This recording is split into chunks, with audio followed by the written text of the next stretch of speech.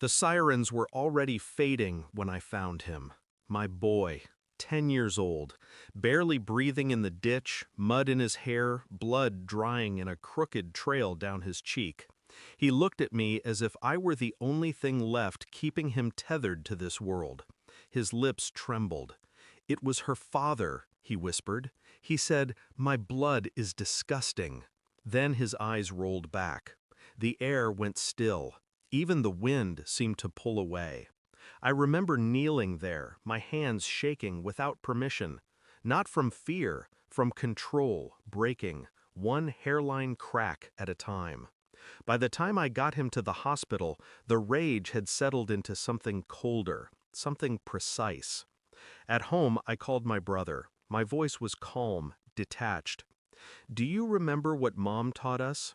He was quiet for a long moment. Then, "Yeah, I remember." So did I.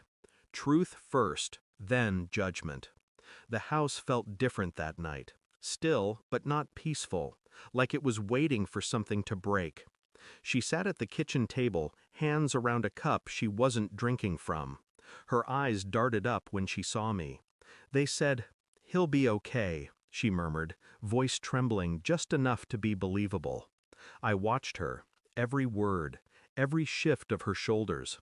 The way she avoided my eyes when I said, "Did your father visit today?" She hesitated, barely a heartbeat, but I caught it. No, why would he? That was when I knew. Not what she'd done, not yet, but that she was part of it. People only pause like that when they're trying to remember which lie they told last. Later, when she was asleep, I stood at the doorway and watched her breathe.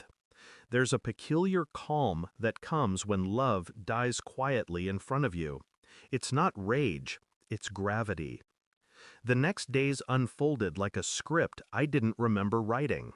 I visited my son every morning before work and every night before I came home.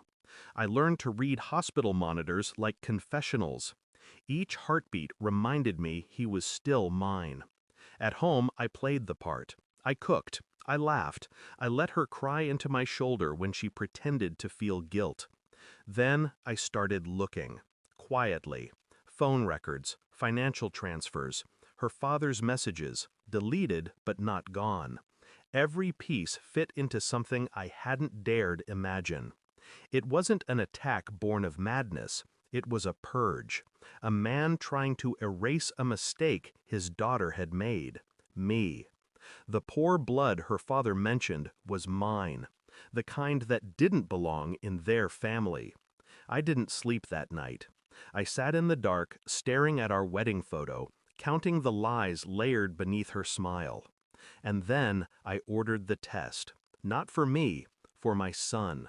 A cotton swab, a number, a truth waiting to be printed. The envelope came 3 days later. I opened it on the porch, rain tapping against the rail like a metronome. One look at the results, and the world stopped pretending to move. He wasn't her father's grandson. He wasn't even hers. I read the line twice before the meaning sank in. Probability of maternity, 0. My son had been born from a donor. Her lie, her secret, her way to give her father better blood. Everything, the hatred, the insult, the violence, it all made sense. And it made me something else, unbreakable. That evening, I walked inside, handed her the paper, and waited. She read it once, her face drained of color. Then again, slower this time, as if the words might change if she blinked enough. You tested him?" I said nothing. She looked at me like a ghost, like she was seeing the shape of her own ruin. "I did it for us," she whispered. I smiled, a small, practiced thing. "No, you did it for him." I let her sit in that silence, let it eat her from the inside out. When she finally broke, she reached for me, pleading, words spilling, excuses dressed as apologies. I stepped back. "You don't get to speak his name again." I handed her a suitcase, clothes folded, keys on top. The car's outside. Go home to your father. Tell him what purity cost you. She tried to resist, but she could see it in me, the line that couldn't be crossed twice. As she walked out, she turned once, as if hoping for mercy. I gave her none, just the truth. The house is quiet now.